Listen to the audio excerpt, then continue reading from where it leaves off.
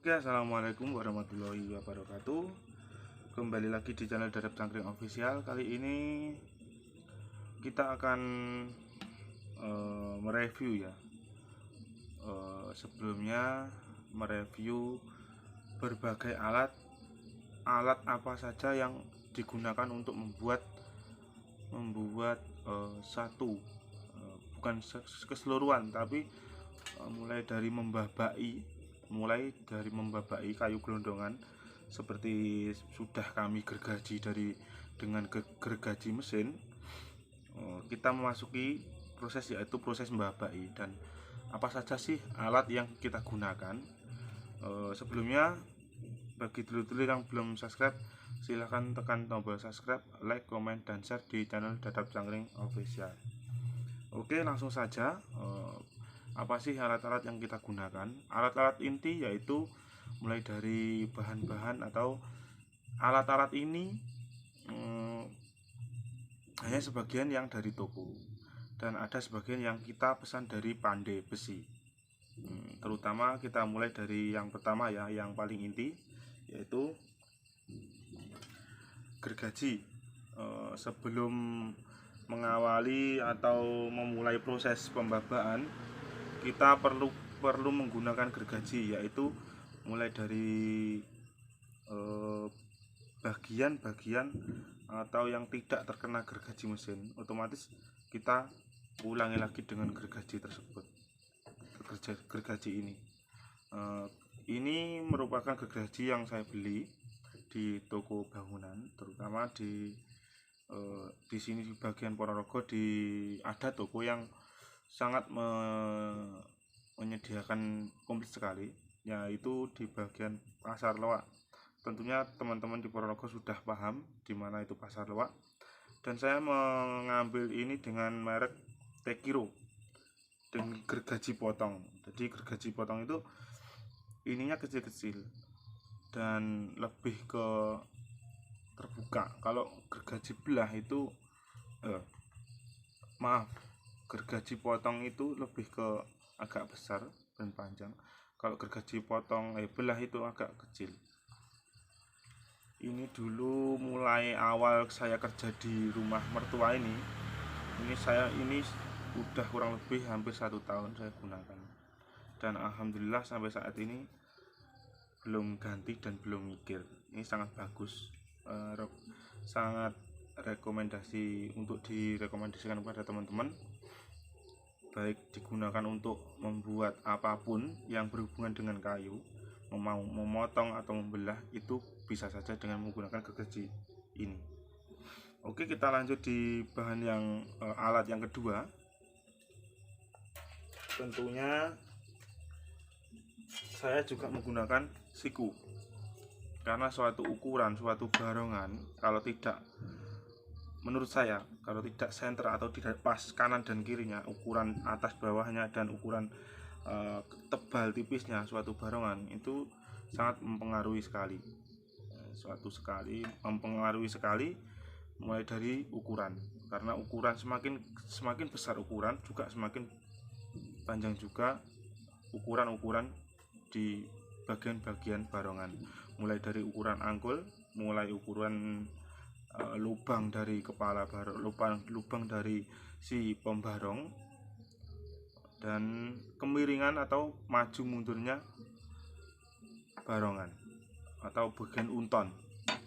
Jadi kita bisa mengukur dengan alat siku. Oke, kita lanjut dengan alat yang ketiga, yaitu golok. Kita sudah menggunakan ini mulai dari saya belajar membuat barongan, dan bahkan sebelumnya saya juga membuat ganongan, topeng ganongan. Itu alat ini sangat utama sekali, karena setelah bahan itu mulai lepas dari gergaji dan ukuran, otomatis kita menggunakan alat, yaitu golok, atau seperti inilah kurang lebih, kalau sebutannya di sini golok. Bentuknya seperti ini. Ini saya mempunyai dua, tapi juga yang paling sering saya gunakan ya ini. Ini paling lama yang saya gunakan. Ini dulu bahannya dari per jeep. Nah, kurang lebih seperti ini. Jadi untuk menebas atau menepiskan suatu blongkangan yang sudah kita ukur, kita garis, kita pertama juga menggunakan ini. Oke, kita masuk ke alat yang keempat.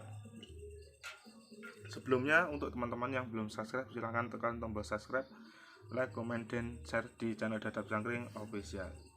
Kita lanjut alat nomor 4, dan alat ini juga dari Pandai. Kita membuat atau pesen, kita inden dengan sesuai dengan kebutuhan atau kebutuhan kita membuat barongan. Kita ada ini, mungkin di bagian di daerah sini kita menyebutnya petel, atau ada juga yang menyebutnya banci, ada yang juga yang menyebutnya alat untuk menggebal. Petel pun juga ada dipecah dengan berbagai macam bentuk petel. Jadi nanti saya juga akan menjelaskan dari berbagai bentuk jenis petel. Untuk petel sendiri fungsinya untuk menggebal, atau mungkin juga hampir sama fungsinya dengan golok tadi, tapi ini sangat membantu sekali dan sangat cepat. Dan semakin berat alat ini juga akan semakin cepat penggunaan, dan kayu yang dimakan oleh ini itu semakin banyak. Maka dari itu, untuk teman-teman yang masih penasaran dengan alat-alat apa saja yang digunakan, alat utama apa yang digunakan untuk membuat blangkongan atau bentuk dasar dari blongkangan reog, ya ini sangat membantu sekali, dan alat inti juga termasuk. Ini udah saya beli bersamaan dengan gergaji.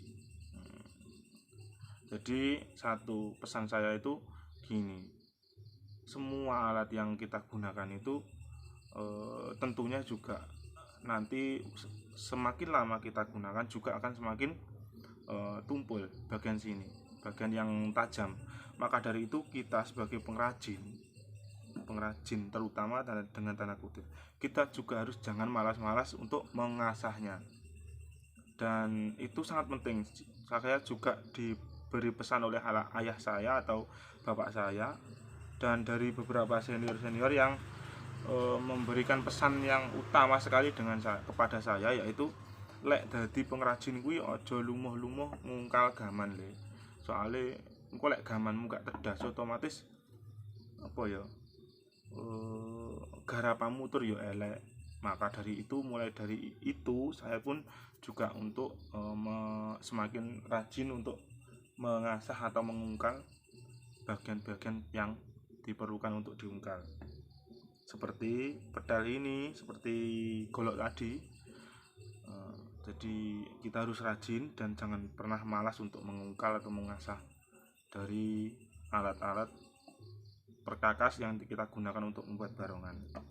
Dan ini sebetulnya alat pertukangan kayu ya, mulai dari kayu apa saja, membuat apa saja. Mungkin juga zaman dulu masih menggunakan alat ini sebelum ada gergaji belah atau gergaji mesin selendang, atau yang sekarang orang-orang dulu menggunakan ini untuk menipiskan atau membentuk, mulai dari bentuk miring, lurus, atau cekung.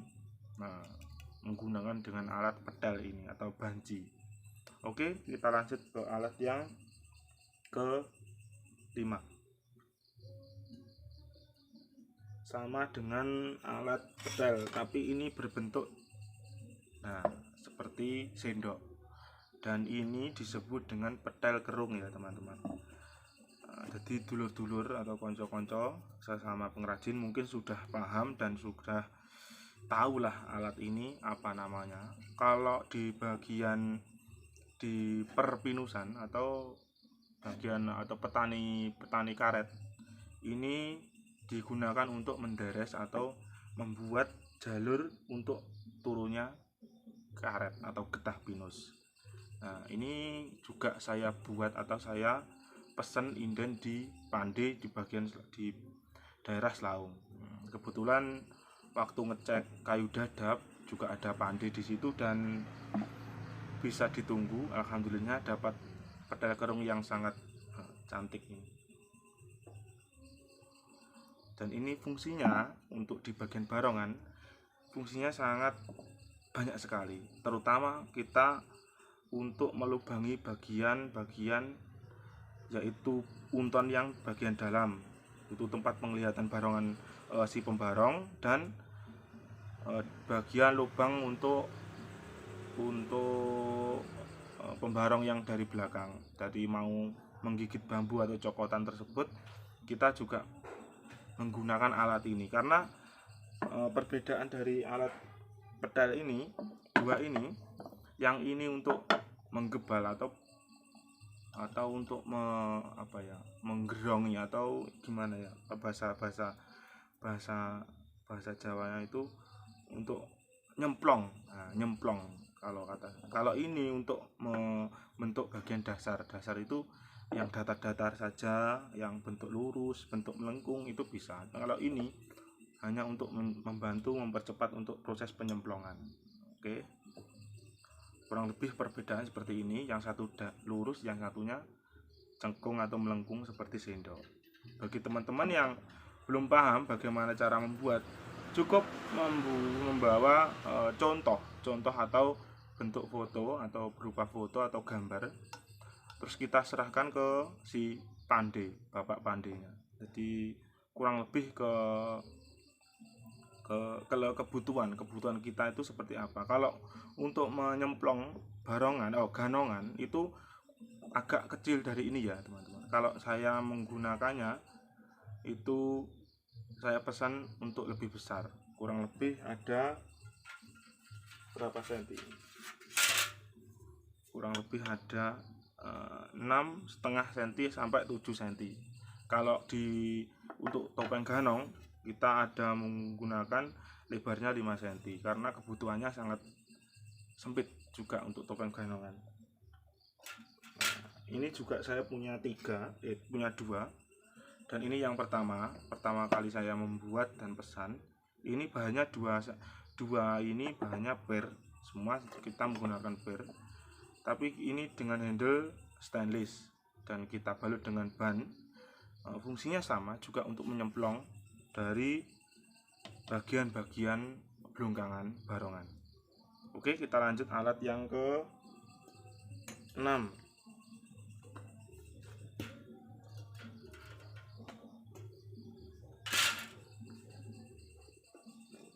Nah, ini adalah pedal, bukan pedal sih, tatah kerung juga bisa, terus pedal pahat yang tidak sesuai dengan ukuran standarnya. Karena apa? Ini juga kita membuat atau pesan di pandai. Kurang lebih seperti ini bentuknya. Nah, ini sudah 1 minggu tidak saya gunakan karena saya setelah jatuh dari motor kemarin.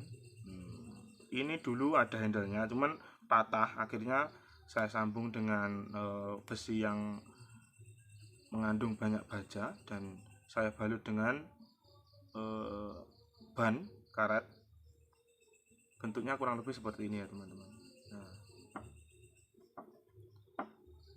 dan ini juga untuk nyemplong. Kalau setelah tadi kita menggunakan pedal kerung, lalu kita haluskan dengan ini, kita rapikan dengan tatah jemplong ini. Jadi kita nyebutnya tatah jemplong.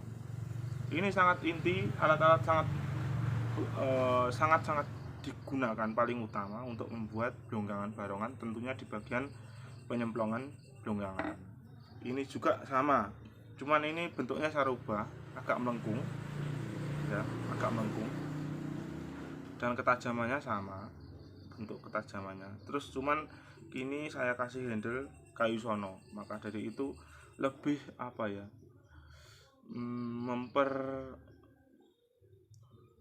suara yang dikeluarkan saat memahat itu sangat keras sekali. Kalau yang ini untuk malam, jadi modenya ada dua mode alat yang digunakan. Ini digunakan untuk siang, dan ini digunakan untuk malam karena lebih suaranya tidak terlalu bising. Nah, dua alat ini sangat berpengaruh sekali bagi kita yang menggunakan membuat proses pembuatan barongan atau blonggangan. Oke, kita lanjut alat yang ke-7.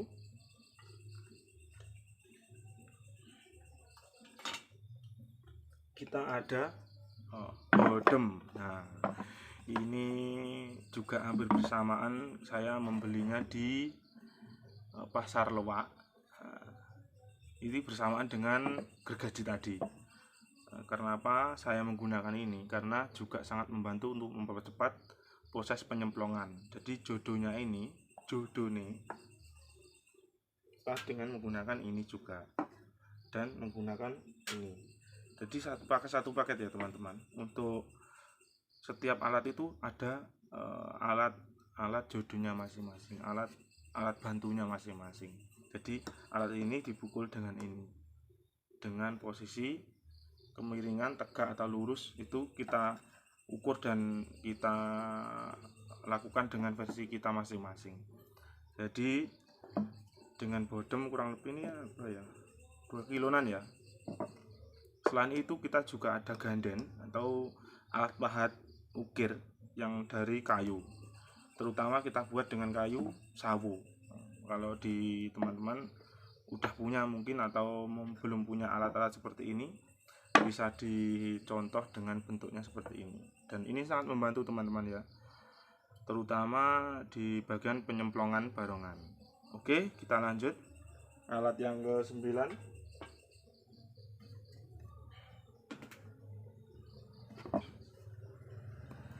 Nah, ini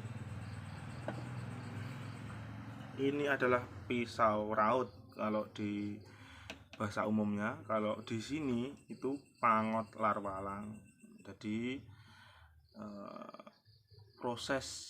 hampir ke proses tahap terakhir babai blonggangan itu yaitu pengelusan atau penghalusan bagian-bagian mulai dari bagian sunggen, bagian depan dan bagian dalamnya. Jadi saya juga dapat pesan lagi dari bapak saya, yen garapan kuwi yen iso sing alus le, ben wongke ora gelo utawa kecewa. Jadi semakin garapan kita halus, semakin orang itu senang dengan garapan yang kita keluarkan atau karya yang kita buat. Maka dari itu juga perlu didukung oleh alat-alat yang sangat tajam tentunya untuk bagian kayu. Jadi ini dulu saya juga membuat di pandai. Ini juga membuat pandai dan ini yang paling lama saya gunakan. Dan ini ada mereknya, gambar mata ini, merek mata. Dan ini hampir membunuh saya. Karena apa? Waktu ada teman atau ada konsumen yang masuk, terus beliaunya nunggu waktu, prosesnya tinggal proses mengukir gigi atau nguntoni. Jadi saya megang seperti ini dan ini bablas ya. Nah, hampir ini lukanya ini masih ada.